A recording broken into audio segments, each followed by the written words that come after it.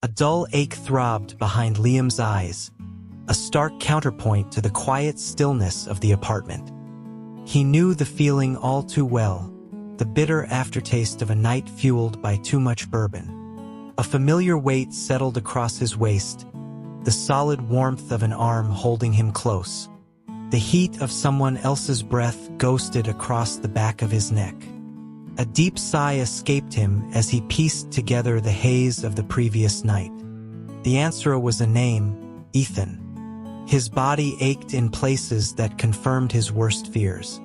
Gritting his teeth, Liam pushed himself up, his hand reaching for the pack of cigarettes on the bedside table.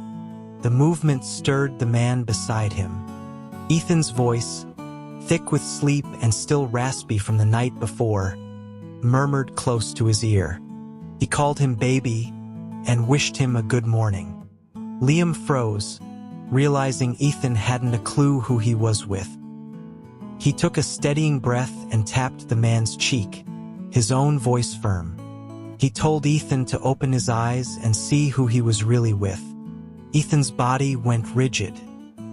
His eyes fluttered open, blinking once, twice, as if trying to clear the fog of a dream. He finally focused on Liam's face, a wave of confusion washing over him.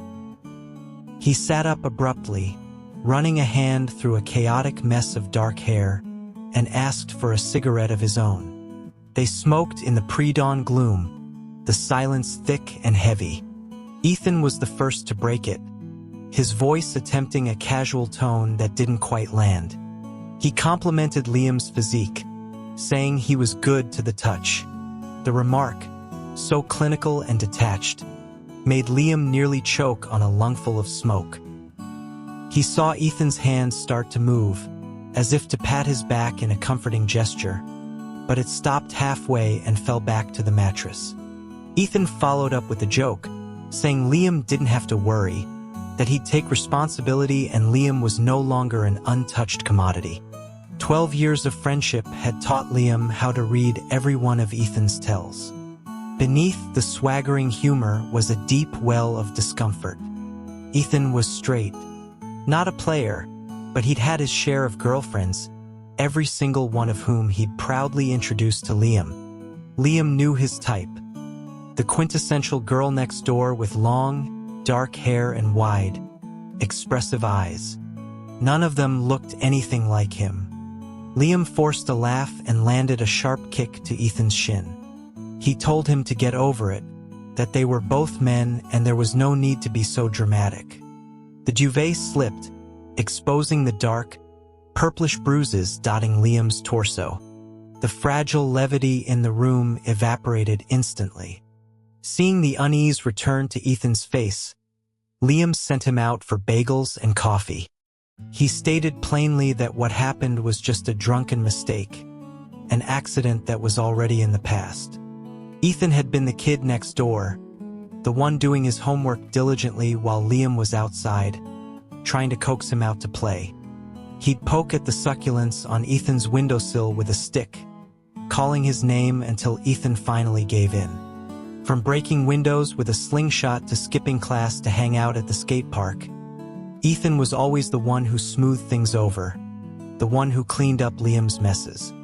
Liam was a wild child with no one to rein him in, and over time, Ethan's mother became a surrogate parent, scolding him and patching him up with equal fervor.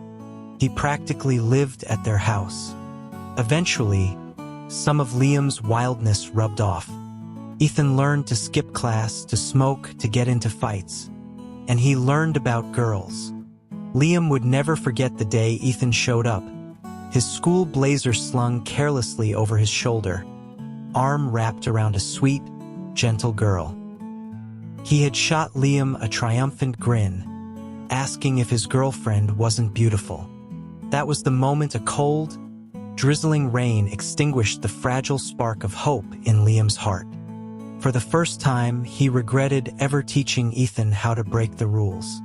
They drove in silence, the memory of the morning hanging between them like a shroud. Liam feigned sleep, his head throbbing. Ethan, ever the careful driver, turned down the music, and adjusted the car's climate control. When Liam awoke again, the car was parked.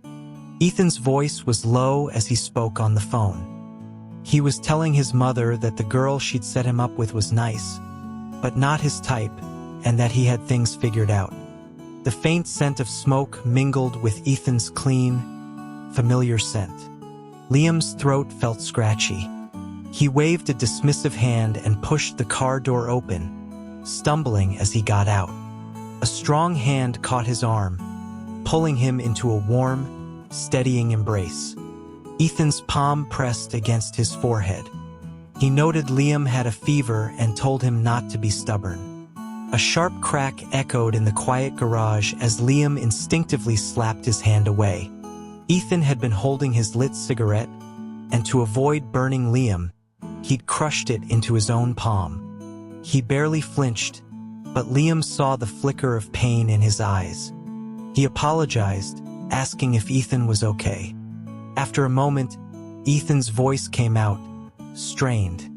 He admitted he had been a jerk that morning, but insisted on taking care of Liam until his fever broke.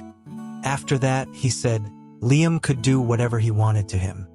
Liam fell silent, allowing Ethan to guide him toward the apartment building. The hallway was dark, the motion sensor lights only activating once they reached the correct floor. Liam didn't see the figure crouched by his door until the last second. As they stepped out of the elevator, a dark shape lunged, reaching for him.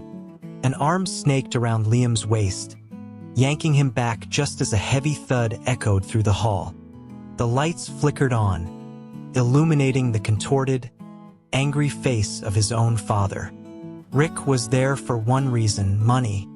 Before he could even speak, Liam cut him off, telling him he had nothing. Rick scoffed, looking around the well-kept building, certain that his son was holding out on him. A greasy smile spread across his face as his eyes landed on Ethan. He asked Ethan if he wasn't afraid that he'd spill his disgusting little secret. Rick knew.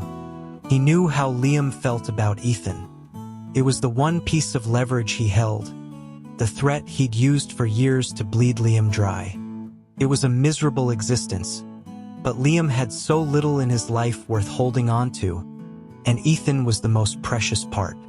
He couldn't bear the cost of losing him. But today, a profound exhaustion settled over him. As Ethan fumbled with the keys, Rick grew desperate. He yelled at Ethan, asking if he thought being gay was disgusting, and then sneered that his own son was one of them too. Ethan shot him a look of pure ice, a coldness Liam had never seen from him before. Just as the door swung shut, Rick's final venomous words cut through the air. He jeered that he was into men, and Liam was into Ethan, and that it proved he was truly his father's son. The moment they were inside, Liam's face went pale. He shoved Ethan away and scrambled for the bathroom, heaving over the toilet, though nothing came up. The thought that he carried the same tainted blood as that man was a sickness he couldn't purge. Ethan leaned against the doorframe, his expression unreadable as he watched Liam, a pathetic mess on the tiled floor. He asked Liam if he was disgusted. Ethan's reply was swift. The man outside was disgusting. He said nothing about Liam. Liam watched Ethan's hand, hanging by his side, twitching slightly, and for a terrifying second, he thought Ethan had figured it out. His mind flashed to a few weeks prior, when Ethan's mom had shown him a stack of photos of eligible young women. She'd laughed, calling Liam his best friend, the one who would know his type best. With a selfish pang, he'd chosen a picture of a sophisticated woman with glamorous waves, a type he knew Ethan would never go for. He knew exactly what Ethan liked, and it would never be him. He had planned to risk it all, to confess and let the chips fall where they may. But in the end, he was a coward. He met Ethan's gaze and spoke with a chilling calmness.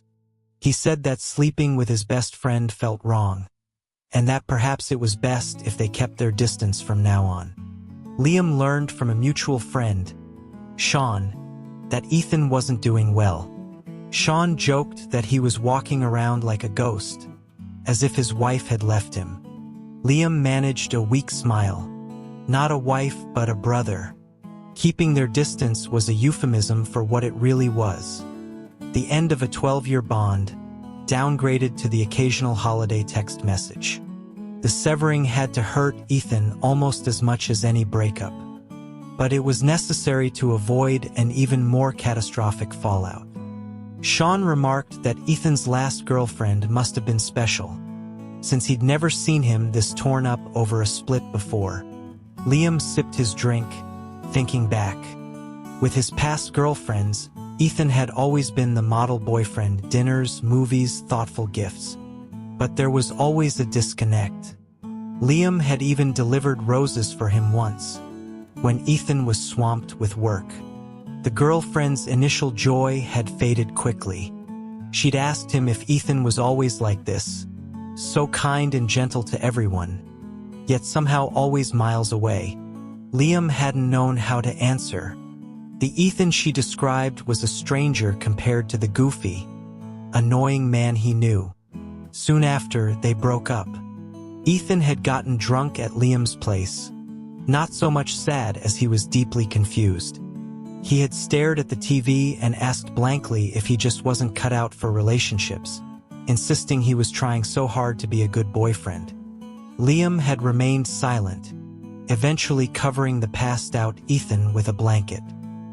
He'd gone to the balcony, smoked a cigarette, and counted the days on his calendar. 56 days until his 27th birthday. He decided then that he would give his decade-long secret love an ending before that day came. He saw Ethan again at a dinner Sean had organized. Their circle of friends was so intertwined that it was impossible to avoid each other forever. By the time Ethan arrived, looking weary from a long day, the only seat left was the one next to Liam. It was an unspoken rule. Once, a drunk Ethan had physically shoved another man out of that seat, insisting it was his spot before clinging to Liam's waist and refusing to let go.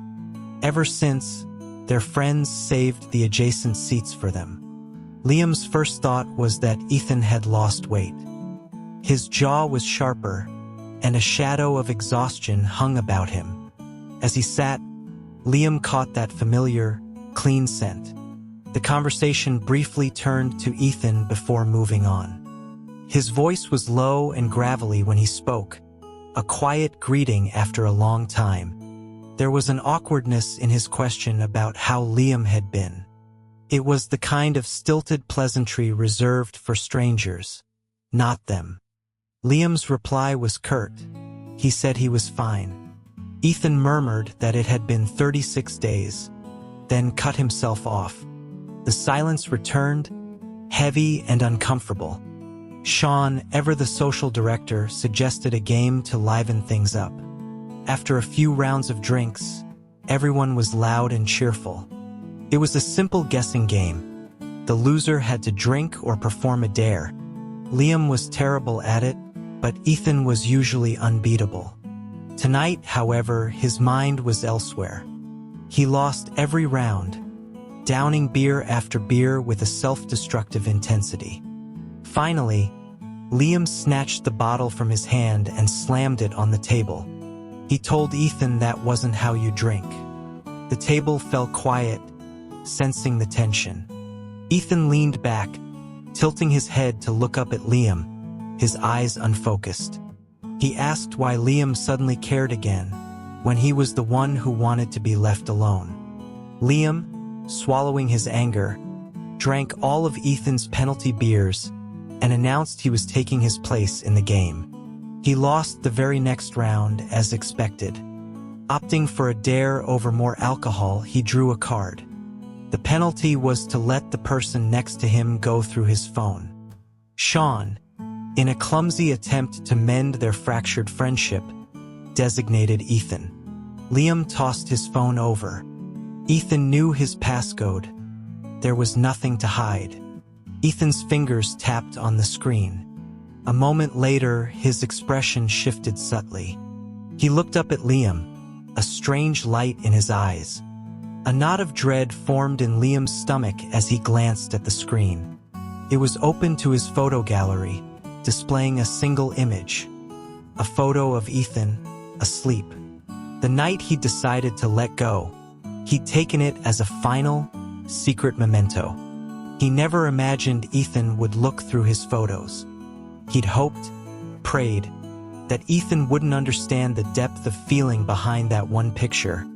But the look in Ethan's eyes told him everything. He was exposed. A strange calm washed over him. He took the phone back, his fingers brushing against Ethan's. They were ice cold. Or maybe his own were. Someone tried to break the tension with a joke, asking if Ethan had found something scandalous. Ethan's denial was too loud, too sharp, his composure completely gone. Sean quickly steered the party back to games and laughter, but their corner of the table remained a pocket of suffocating silence. The thin veil between them had been torn away. Liam understood Ethan's reluctance to speak. The secret was out, raw and undeniable. He braced himself to say something, anything, to give the encounter a dignified end. But Ethan spoke first. He apologized, his voice filled with a rare, disoriented mangran, like he was completely lost. For all that Liam was older by 2 months, Ethan had always been the caretaker in their relationship. He was the steady hand that cleaned up the messes from Liam's reckless life. He remembered the time he'd ended up in the hospital with a broken leg. As he was trying to sneak out, he saw Ethan being wheeled in, his forehead bleeding. The gauze in a nurse's hand stained a terrifying red. The sight had triggered a violent, dizzy spell, the first time his latent hemophobia had ever flared up. Ethan hadn't tried to stop him from leaving. His voice was cold as steel as he said just one thing. If Liam wanted to ruin his life, he would do it with him. Ethan never tried to leash him, but he was Liam's tether all the same. The switch was Ethan's pain, his sadness, his worry. Once flipped, Liam would always come back. But now the battery was dying. Back home, Liam took a few days off work, a novelty that had his colleagues teasing the workaholic. The truth was, his life had become monotonous. The wild child was gone, replaced by a man with a rigid, quiet routine. It was hard to say if it was maturity or just the profound, shaping influence of Ethan. Sean came by, dispensing with pleasantries. He asked what was going on, why they were acting like children giving each other the silent treatment. Liam just shook his head, telling him this time it was different. This time it was real. Exhausted and heartsore, Liam finally confessed. He told Sean he didn't want to be Ethan's brother anymore. He wanted to be his boyfriend. He asked if that was a good enough reason to end a friendship. Sean's playful expression froze for a second before softening into something knowing. He admitted he should have seen it sooner, that the way Liam looked at Ethan was anything but platonic. As he was leaving, he paused and asked if Liam was sure he didn't have a chance, if he wouldn't even try. Liam considered it, and decided against it.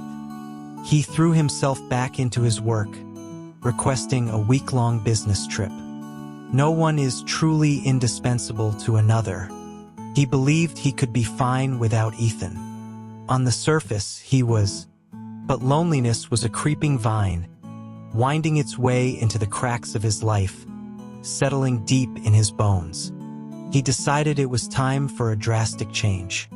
It was time to let go of Ethan and the 10-year shadow of his secret love. It was time to start something new. The day he landed back in town was his birthday. Sean had insisted on throwing him a huge party to celebrate his entry into the ranks of late 20-somethings. Liam had laughed but asked one crucial question. He wasn't inviting him, was he? Sean swore on his honor he wouldn't. It wasn't until Liam walked through the door and saw Ethan's face in the crowd that he realized Sean's wordplay. Sean hadn't invited him, but that didn't stop Ethan from asking to come himself. From his 15th birthday onward, Ethan had never missed one. Ethan was dressed up. A crisp white shirt, black trousers, and a camel-colored coat. His hair meticulously styled. He looked more like the guest of honor than Liam did. His eyes lit up when he saw Liam, and he started to raise a hand in greeting. Liam waved in his general direction and quickened his pace, walking right past him, ignoring the arm Ethan had half-raised for an embrace. He wrapped his arms around a younger man who had run up to him and, with a smile, made an announcement to the room. He introduced the man, Caleb, as his boyfriend. The declaration was so sudden it stunned the room into silence, followed by a round of playful jokes and congratulations from his close friends. Except for Ethan. He stood frozen, a statue amidst the revelry. His gaze was fixed on Liam. After everyone had settled, he abruptly stood up, the legs of his chair scraping harshly against the floor. He announced he needed some air and quickly walked out, his retreat looking almost like a flight. Caleb leaned in and whispered in Liam's ear, asking if that was him. Sometimes Liam wondered if Caleb had a sixth sense for these things. They had met on the business trip. Caleb was a colleague who'd had a messy breakup and ended up crying in a bar. Liam had stayed with him, becoming an unwilling confidant. On the taxi ride back to their hotel, Caleb had looked out the window and then turned to him, stating more than asking that Liam was the same way. Liam had nodded. A kinship had formed between them, and Liam had shared small, fragmented pieces of his story. Caleb, clever as he was, had pieced most of it together. On the way back, he'd made a suggestion, a mischievous glint in his eye. If he was at the birthday party, Caleb had said, they should do something. Caleb dragged Liam toward the restrooms. He said he had to go and told Liam to wait right there. The childishness of it made Liam smile. Then, a familiar scent of tobacco smoke drifted from the patio. Liam glanced over and saw Ethan, half hidden by a large potted plant. He looked away, leaning against the wall to wait. Footsteps approached. Ethan stubbed out his cigarette and washed his hands before stopping directly in front of him. After a long moment of silence, he spoke, his voice hoarse. He asked how long they'd been together. Not long, Liam replied. The stuffy air of the hallway was beginning to feel oppressive. As he made to leave, Ethan's hand shot out, his grip like iron on Liam's wrist. His voice was sharp as he asked if Liam wouldn't even spare him a single sentence anymore. Liam, weary to his soul, explained he just needed some fresh air. Ethan glanced back toward the restroom, then at Liam, his eyes red-rimmed. He finally let go. Out on the terrace, Liam shook a cigarette from his pack. Ethan stopped him, asking for one. As Liam instinctively reached for his lighter, Ethan leaned in, touching the tip of his own cigarette to the one in Liam's mouth, the gesture intimate as a kiss. Liam flinched back, creating a safe distance between them as they smoked in silence. He could see Ethan struggling to find words, opening his mouth several times only to close it again. When the cigarette was nearly ash, Ethan finally spoke.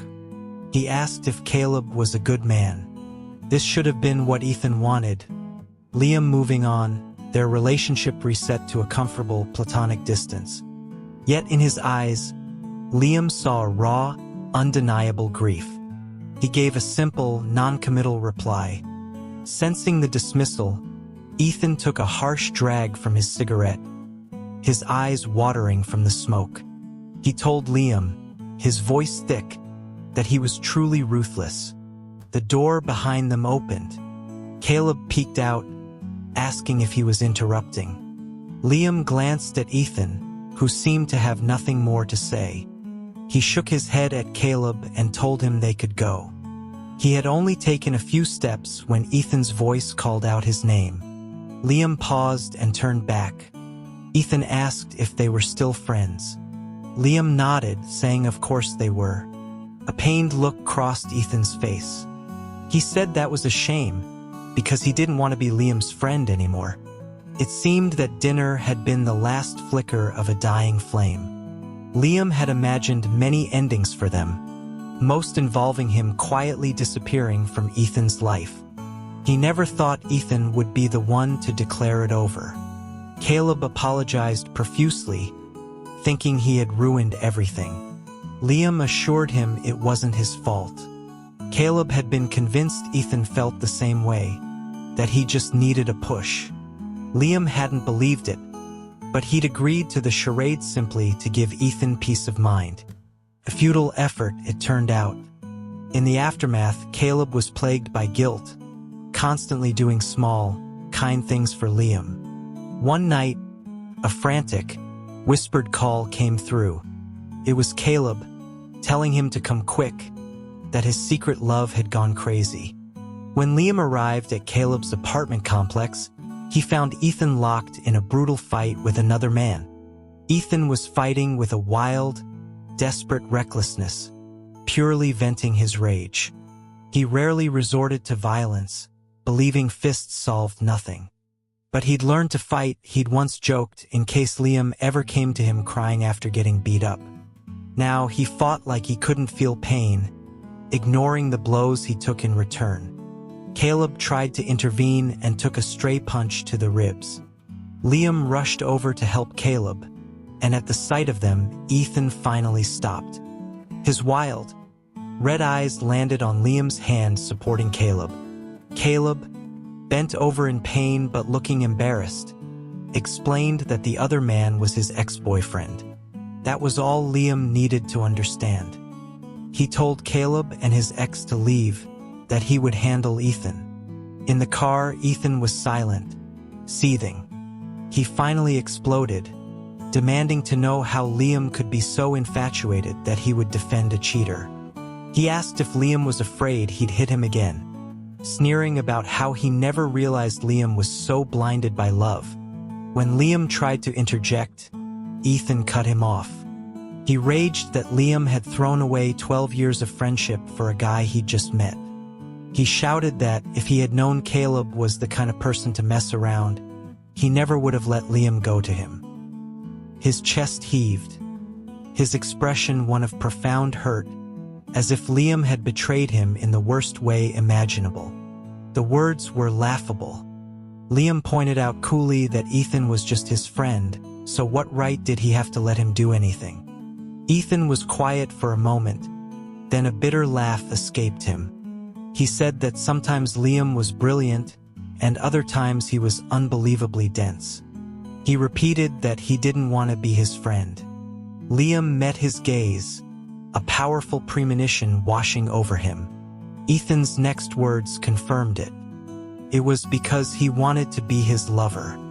It was like a man dying of thirst in the desert suddenly seeing an oasis. For a moment, Liam suspected it was a mirage. He remembered that morning, waking up to Ethan's soft, sleepy murmur of baby. How likely was it that a straight man could be turned by one night?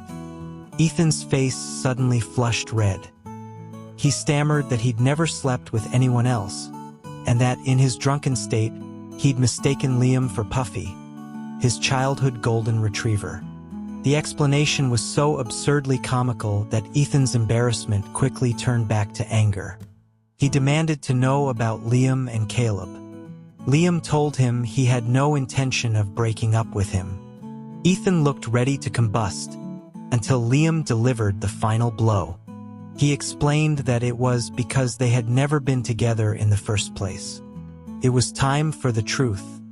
He confirmed that the photo was real, and Ethan's assumptions were correct.